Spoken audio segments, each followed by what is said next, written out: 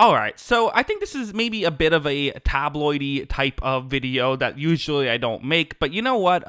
Listen, I'm not trying to apply for a job at ESPN or Fox Sports or anything like that here. I just think this is an interesting topic that I decided to discuss, which is the Aaron Rodgers of it all, someone who I have essentially just not talked about and assumed he was going to play for the Pittsburgh Steelers this entire, offseason at a certain point, just because that feels like how it's going to go. Rodgers has said he's going to probably play against the Bears this season, and which a lot of people think, okay, maybe it's the Saints or the Steelers, both of whom play the Bears.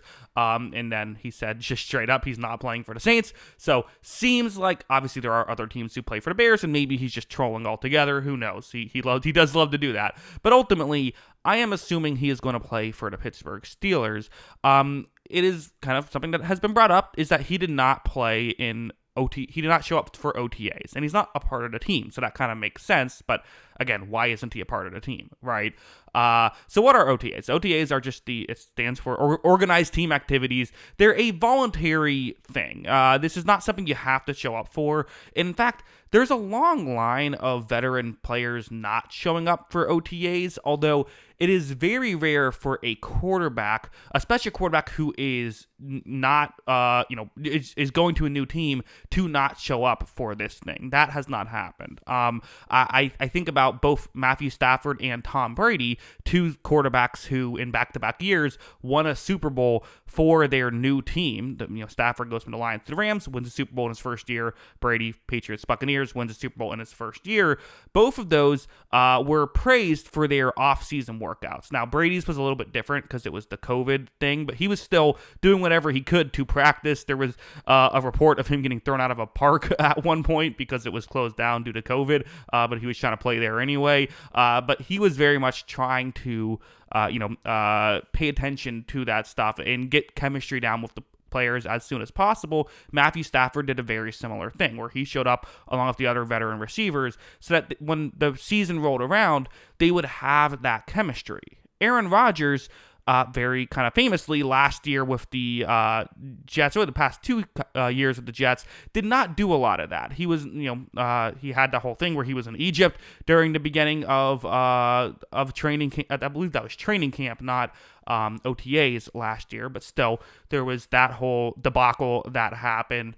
Quite frankly, I thought when I watched a lot of Jets film last year, there were a lot of miscommunications. It got better towards the end of the year, but it was not great, and it kind of really hurt them in specific games. A lot of times he thought a receiver was running one route, and it went the other route, and you just have to wonder, had there been more practice, would that have gotten fixed? Again, it's kind of why if you're an offensive lineman, hey, don't show up to OTAs. You know the scheme. If you've been there a couple years especially, you know what you're doing. Even if it's a new team, you can learn the playbook. For a quarterback, you have to know not just what you're going to be doing on each play, you have to know what everybody on the field is going to be doing on each play. And it's essentially like cramming for a test a little bit, not paying attention during this time period. You have mandatory minicamp, which is for the Steelers will be June 10th, 12th. So in about a week, we'll really learn more about this situation. And again, for all we know, Rodgers has no intention on playing for the Steelers, although I kind of doubt that. But we'll see. Maybe he's going to sign a deal, but before then, I think a lot of people have speculated what's going to happen is that after the mandatory minicamp ends, then he'll sign a deal with the Steelers, and then for training camp, he'll start there. This is just his way of avoiding that whole situation, which, of course, if this is what he wants to do, it would have to have been signed off by the Steelers, right? I mean, you wouldn't just wait. Maybe he's just waiting this long and assuming he'll get a job and assuming the Steelers will still add him. But you have to think there has been some communication about this. And again, there is a bit of assuming. We don't know exactly what's happening.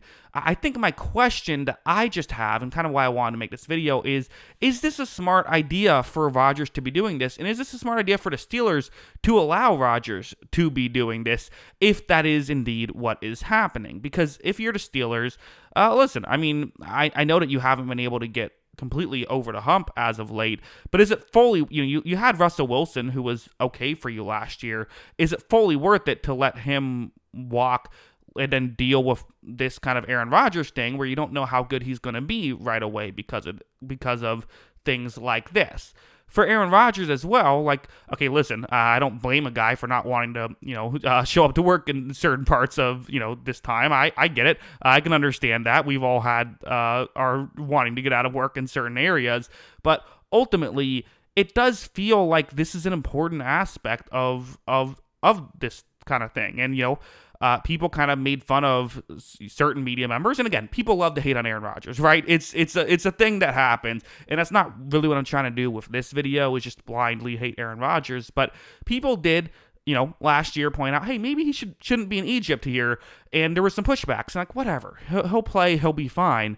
But then when the season started, like, there were missed throws and miscommunications, and now the Jets, they lost some really close games early on, and I know that whole season went haywire, but had they won a couple of those games early on, maybe Saleh stays, maybe they feel better about themselves. Like, if instead of starting off, 2-3 when Saleh got fired, if they were, 3-2 or 4-1, you feel differently, and who knows how the rest of the season goes, right? It's impossible to say for sure, but especially for the Steelers, who, again, the Steelers aren't here just saying, hey, let's hope Aaron Rodgers can be a savior of this franchise. Yes, they've failed to go on any deep playoff runs as of late, but they've been a consistently solid franchise. They don't need that necessarily, and I'm a little surprised that, from someone like Mike Tomlin, who I remember Chris Collinsworth told a story of, he asked Mike Tomlin, hey, are there any time, you like to have your guys really work hard.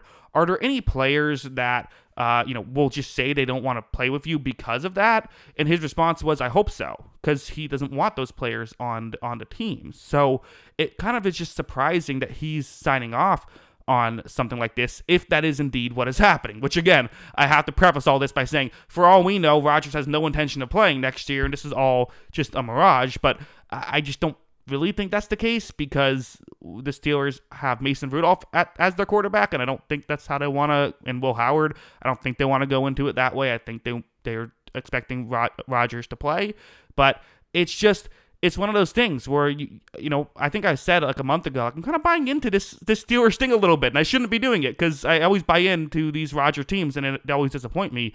But I was like, I don't know, they have a lot of good pieces here. Like, I really like DK Metcalf. I think he's underrated. Like, I like all this.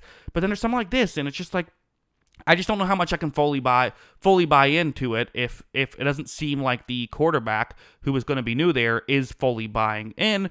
But again, we'll see. It's possible I'm making a big deal out of nothing. But just my final point is, if this is the case that Rodgers will play for the Steelers and is using this as a way to skip out on this type of practice, I think it's a mistake, and I think it's going to hurt the Steelers next season. But we'll see. Those are my thoughts. What are yours? Let me know in the comments below.